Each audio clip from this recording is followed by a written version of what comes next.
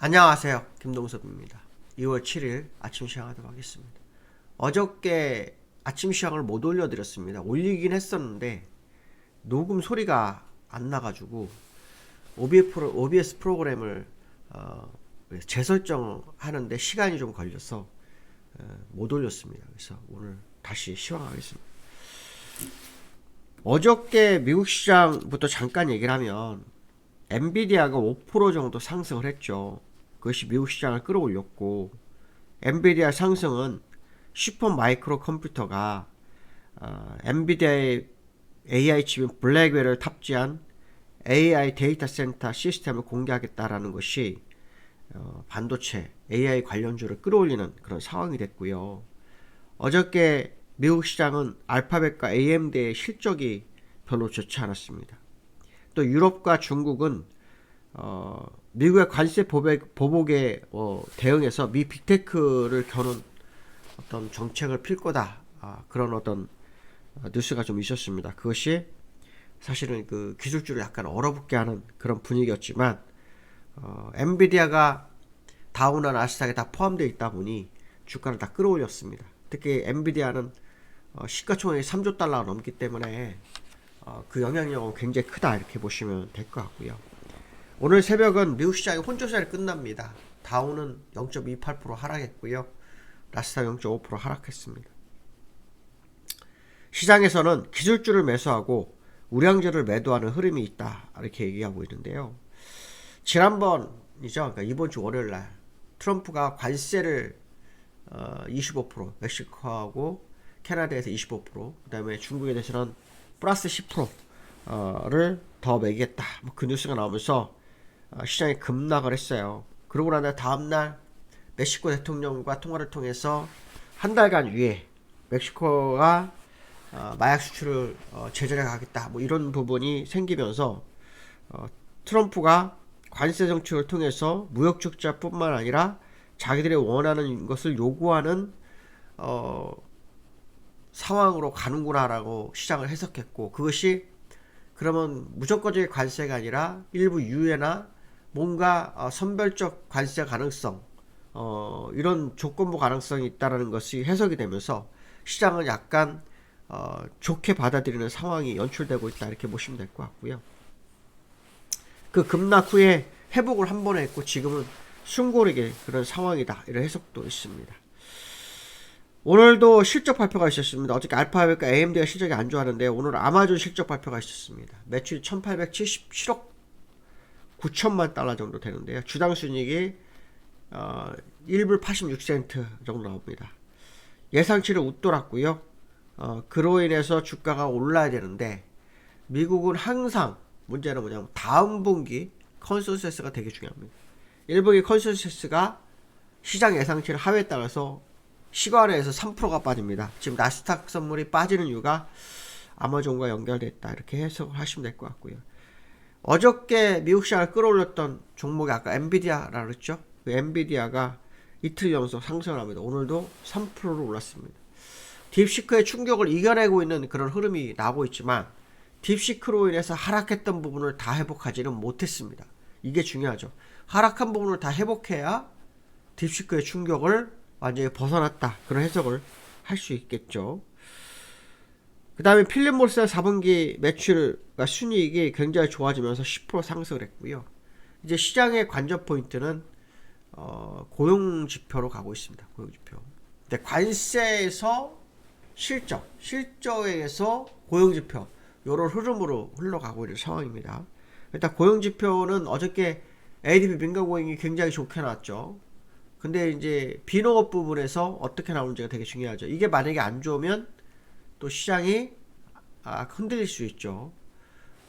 비농업 부분 어저께 ADP 민간 고용은 18만 3천 건이 나와서 예상치인 14만 8천 건, 요거보다 약 한 3만 건 이상 나왔습니다. 18만 3천 4천 건이었으니까요. 그래서 그렇게 나왔고, 또 지금 그 비농업 부분은 예상치보다 상당히 하회할 것으로 지금 예상이 되고 있는데 어떻게 나올지 봐야겠습니다. 시장 예상 15만 4천 명이 나오는데요. 직전월에 25만 명이었습니다. 그러니까 직전월 대비로 10만 명 이상 줄어든 상황이라 이 예상치 안에서 벗어나지 않아야 되는데 벗어나게 된다면 일단 시장은 좀 오늘 밤 좀 힘들 수도 있다는 생각이 좀 드는데요. 어떻게 될지는 봐야 될 것 같습니다.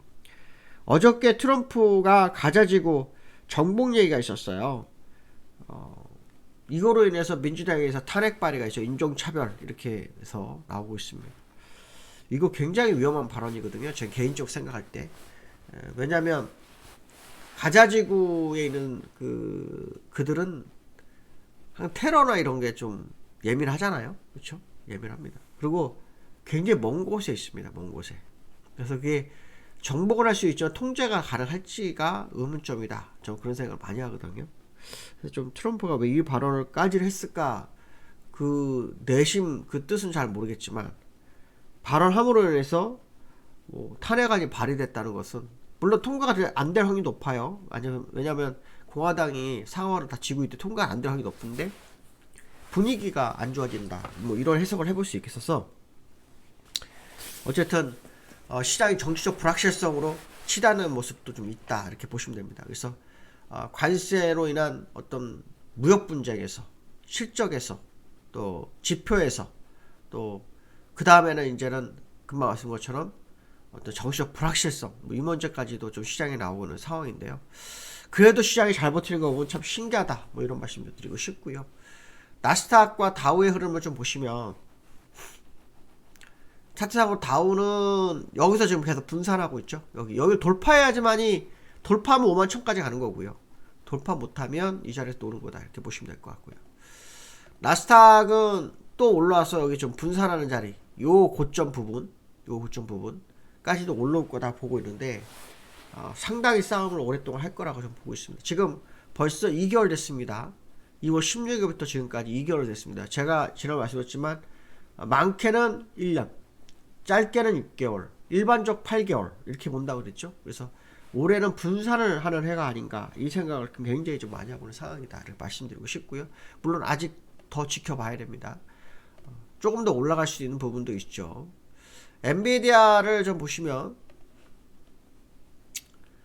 요게 그 딥시크 충격이죠. 지금 뭐 딥시크로 인해서 우리나라나 뭐 전 세계 많은 국가가 그 사용 금지를 하고 있죠. 차단을 하고 있습니다. 왜냐하면 신상 정보가 다 빠져나갈 수 있기 때문에 그렇다 해가지고 중국이 또 반발하고 있는 그런 모습인데요. 어쨌든 회복한다 그러려면 여기까지 다 올라와야죠. 근데 제가 볼 때 올라올 것 같습니다. 일단 올라올 것 같지 않을까 싶습니다. 그래서 오늘도 반도체 관련주 우리나라 삼성 뭐 하이닉스 흐름을 봐야 되겠죠. 어저께 또 삼성 하이닉스가 시장을 이끌어줬는데요. 오늘도 어떤 모습이 나오는지 봐야 될 것 같습니다. 특히 삼성전자가 유리기판 쪽으로도 또 진입을 하고 있어서 또 다른 뭐 시장의 모습이 나오지 않을까 그런 해석을 한번 해봐야 될 것 같고요. 그 다음에 그 2월달에 금통위가 있죠. 금통위가 있습니다. 한국은행에서 금리를 할 거라고 시장 굉장히 예측을 많이 했는데요. 이창용 총재가 2월 금리나 확정된 것 없다. 확정되지 않았다. 확정된 건 아니다. 뭐 이렇게 얘기를 하고 있습니다. 그러니까 금리나 꼭 해야 되는 거 아니다. 그러면서 뭐라 그러면 재정정책이 필요하다. 이렇게 했는데 저는 사실은 금리를 지금 우리나라는 너무 늦었다. 제 생각이거든요. 금리를 벌써 했어야 되는데 안 하고 있습니다. 이번에 금리 할 거라고 저는 보는데 문제는 뭐냐면 자꾸 금리 인하를 하고 싶지 않은 이유들을 자꾸 대는 그런 모습입니다. 예전에는 뭐 재정 건전성, 뭐 부채 문제, 부동산 문제, 환율 문제 전부 문제 대놓고 있죠. 지금도 마찬가지죠. 통화정책과 재정정책 같이 가면 제일 좋죠. 하지만 통화정책 재정정책 상관없이 통화정책을 하겠다 이런 분위기를 했는데 이런 얘기를 안 합니다. 그렇죠? 지금 우리나라는 기축통화가 아니라고 본인 스스로도 얘기를 했죠. 그럼 기축통화 아니 얘기를 했나요?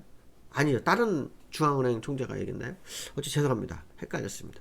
어쨌든 기축통화는 아닙니다. 그렇기 때문에 우리는 상관없다라는 게 제 생각이거든요. 그래서 금리를 해야 되는 게 맞는데 또 다른 이유를 찾고 있는 상황이 안 할 이유를 찾고 있는 건가라는 생각이 듭니다. 저는 이번 2월에는 꼭 금리를 할 거라고 믿는데 한번 지켜봐야 될 것 같습니다. 물론 뭐 지난번에 얘기한 것처럼 2-3개월 내에 뭐 금리나 뭐 이런 얘기도 있었죠. 하지만 저는 빠르면 빠를수록 좋다. 어저께 피치가 우리나라 신용등급을 안정적으로 유지하면서 우리나라 경제 성장률을 낮췄어요. 예, 그 좋은 거 아닙니다. 그렇죠?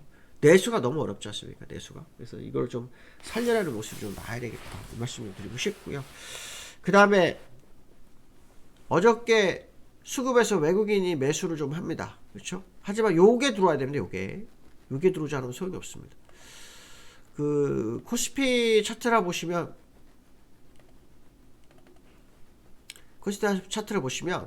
요 파란 금액을 며칠 사이에 적은 금액으로 해보겠다는 것은 상당히 의미가 있습니다. 그래서 이 물량이 쇼 커버링이 나오는지를 한번 지켜봐야 됩니다. 그러니까 매도했던 걸 다 걷어들이는 그 모습이 나오는지를 봐야 됩니다. 오늘 시황은 어제 오늘을 이렇게 연결해서 얘기를 하다 보니까 약간 횡설수설도 좀 있습니다. 죄송합니다. 어쨌든 오늘 코스피가 121선 121선 얼마냐면 정확하게 2543입니다. 한 7포인트 정도 남았는데 이거 돌파하는지 중요하다 이렇게 말씀드리고 싶습니다. 오늘 여기까지 하겠습니다. 감사합니다.